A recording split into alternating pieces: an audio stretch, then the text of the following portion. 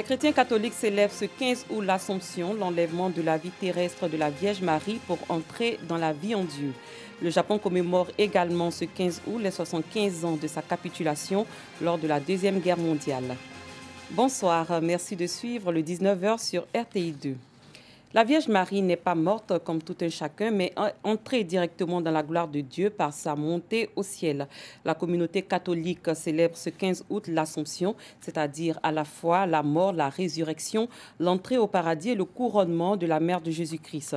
Comment cette fête s'est-elle déroulée ici en Côte d'Ivoire? Nos reporters se sont rendus dans divers lieux de culte et paroisses à travers le pays. Voici leurs différents points. Paroisse Saint-Augustin de Bingerville. Les chrétiens catholiques célèbrent ce jour la fête de l'Assomption, la montée de Marie, mère de Jésus, au ciel selon la tradition catholique. Pour les fidèles, ce sont des prières à la grotte mariale, gage de leur dévotion à la Vierge Marie, avant la célébration à proprement dite. Elle n'a pas connu les asticots comme les autres personnes. Son fils l'a fait monter corps et âme. C'est ça l'Assomption. Alors pour nous qui sommes dévots de la Vierge Marie, nous la célébrons, tous les fidèles catholiques et particulièrement les légionnaires. Alors nous demandons à la Vierge Marie d'intercéder auprès de son fils à ce jour-là, afin qu'il pose sa précieuse main sur la Côte d'Ivoire, pour que la paix définitive revienne chez nous en Côte d'Ivoire. Je suis très heureuse d'avoir la Vierge comme mère. Parce qu'elle fait beaucoup pour le monde entier, beaucoup pour moi aussi. Je lui dis merci en ce jour qui est sa fête. Le célébrant, le père Jean-Baptiste Diaou, curé de la paroisse Saint-Augustin de Bingerville, a fait l'historique de cette fête dont les écrits bibliques ne font pas référence avant d'exhorter les fidèles à l'humilité et à l'obéissance à Dieu comme la Vierge Marie. La Vierge Marie, elle a été humble, elle a dit oui. Et il faut mettre en avant ce que la Vierge Marie a été pour l'Église. Parce que si elle n'avait pas dit oui à Dieu, malgré toutes les difficultés, les épreuves qui ont entouré l'annonce de cette conception virginale, elle a accepté de dire oui à Dieu et elle nous a permis aujourd'hui de pouvoir vivre notre foi. Donc les chrétiens doivent retenir cela et rendre grâce à Dieu à travers la Vierge Marie et avoir pour modèle. C'est en 1958 que l'Église catholique a promulgué le dogme de l'Assomption. Depuis lors, les fidèles accourent vers les lieux où serait apparue la Vierge Marie à certains personnages pour des pèlerinages. Mais ces lieux n'ont pas connu de déferlement humain cette année avec la crise sanitaire du coronavirus.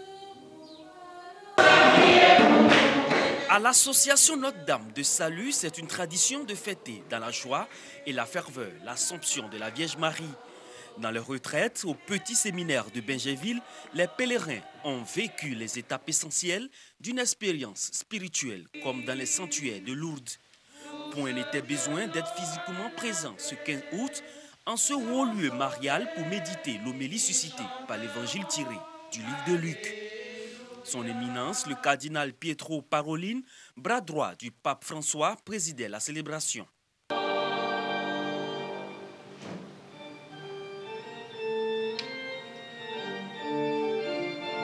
Aujourd'hui, fête de l'Immaculée Conception, les chrétiens sont appelés à se tourner vers Marie avec une confiance intense.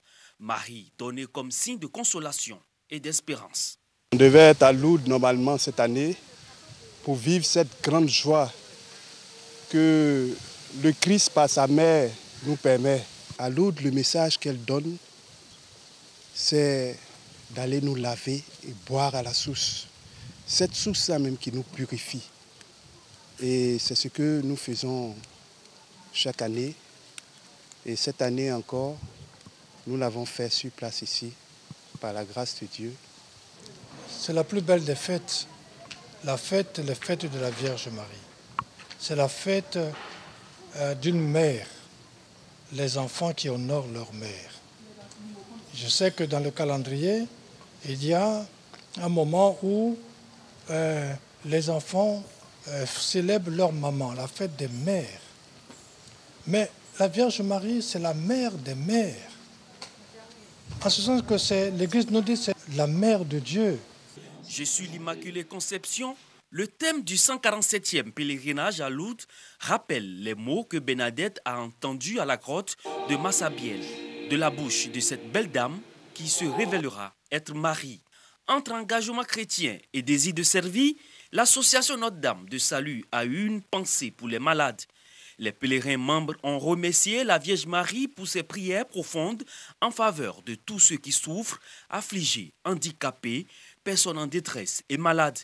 Des hommes et des femmes de ces conditions ont été visités à l'imitation du Christ. Et comme réponse à Marie, Marie conçue sans péché appelle et inspire le chrétien à ouvrir son cœur à toute détresse, développer les gestes de solidarité et d'accueil à l'égard des plus fragiles.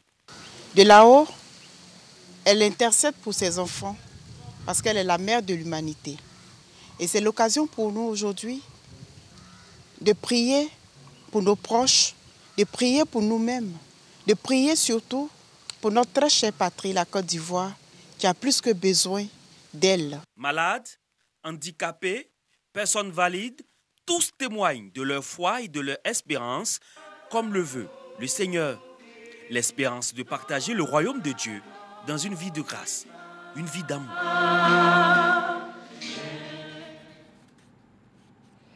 Nous restons en religion. Le consortium des confessions religieuses chrétiennes de Côte d'Ivoire a lancé sa caravane de prière, une action pour garantir la paix dans le pays.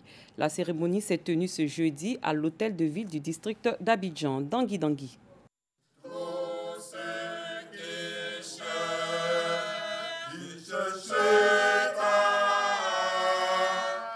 Louanges, prières, intercessions ont été les temps forts de cette cérémonie de lancement officiel de la caravane de prière pour la paix en Côte d'Ivoire.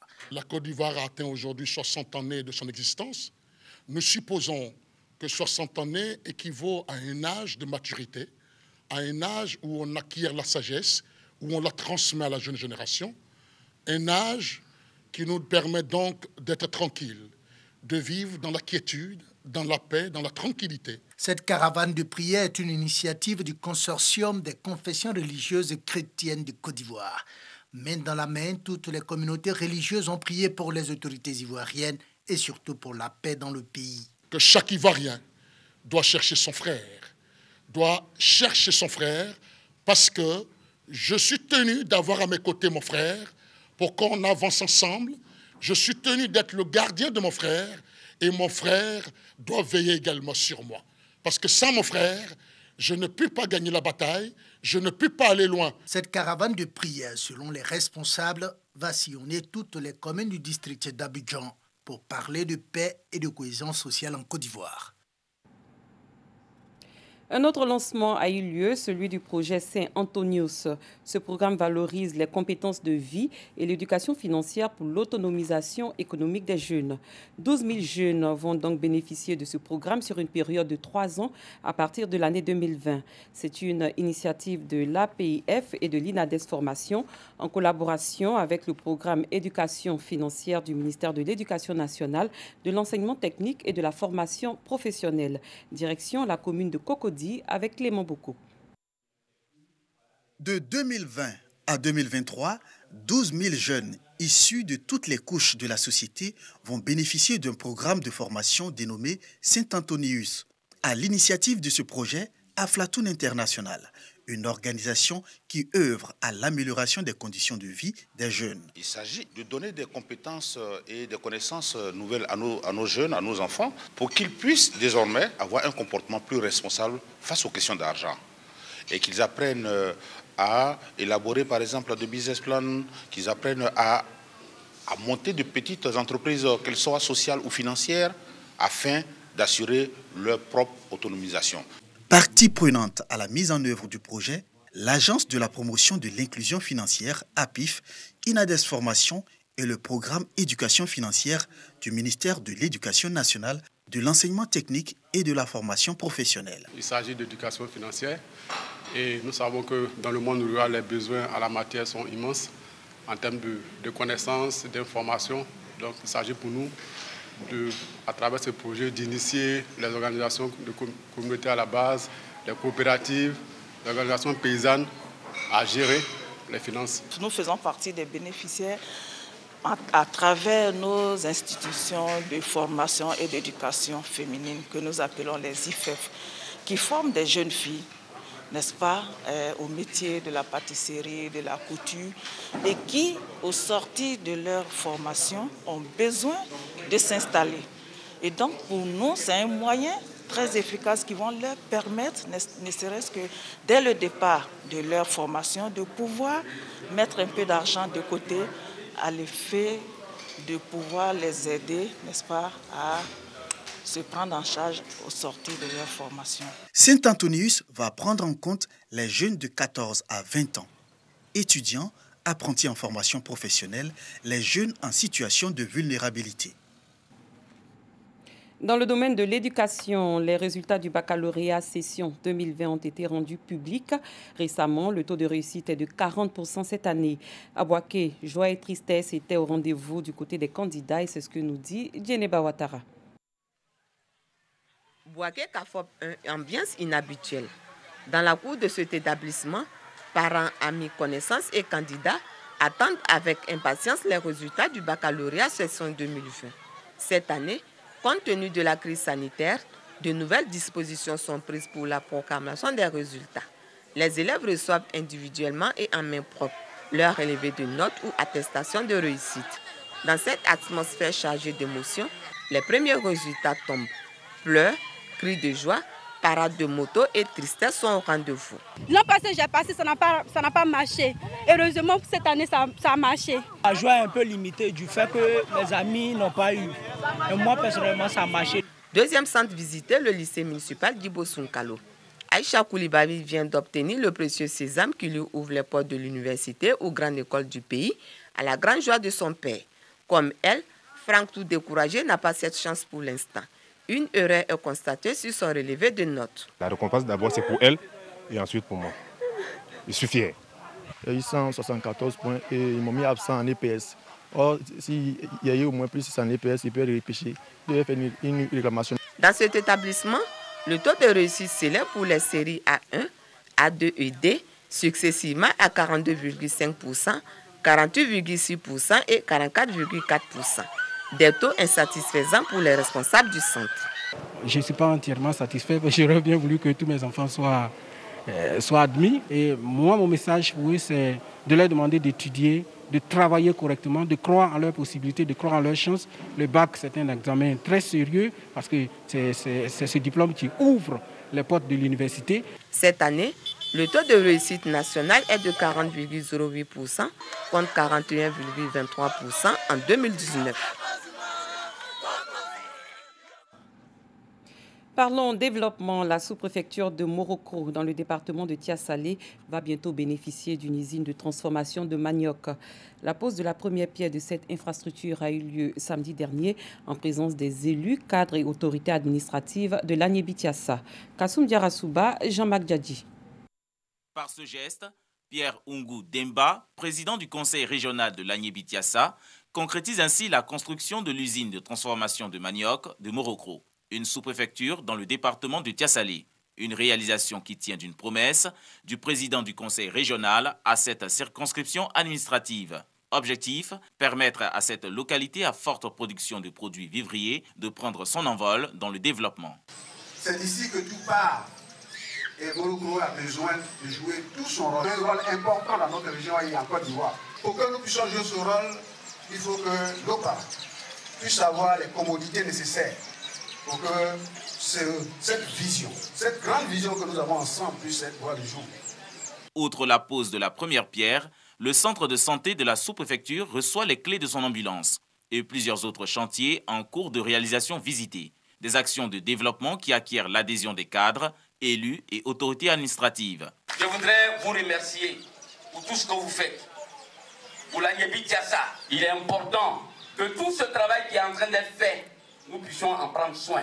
Les chapelles politiques resteront toujours, mais la seule chapelle qui doit demeurer ad vitam aeternam pour toute la vie, c'est la chapelle du développement. Pierre Demba promet en plus de ces réalisations un renforcement des infrastructures routières. Pour lui, le développement ne peut se faire sans la mobilisation et l'union de tous les fils de cette région de l'Agné-Bitiassa. À l'étranger, l'empereur japonais Naruhito, son épouse l'impératrice Masako et le premier ministre Shinzo Abe ont assisté ce 15 août à la cérémonie nationale commémorant le 75e anniversaire de la capitulation japonaise lors de la Deuxième Guerre mondiale. 75 ans après, la ville de Nagasaki se souvient de sa destruction par une bombe atomique américaine. 3 jours après le largage de la bombe Little Boy sur Hiroshima, Nagasaki avait à son tour été dévastée le 9 août 1945 par le feu nucléaire. Ces deux bombes d'une puissance destructrice inédite à l'époque ont achevé de mettre le Japon à genoux. Le 15 août 1945, l'empereur Hirohito annonçait à ses sujets la capitulation face aux Alliés, signant ainsi la fin de la Seconde Guerre mondiale. Ce dimanche matin, une messe a été dite à la mémoire des victimes à l'église Urakami, près du lieu de l'explosion, tandis que d'autres habitants ont participé à une cérémonie dans le parc de la Paix. Fin de cette édition. Merci de votre aimable attention. Très bonne soirée. À demain pour un autre journal.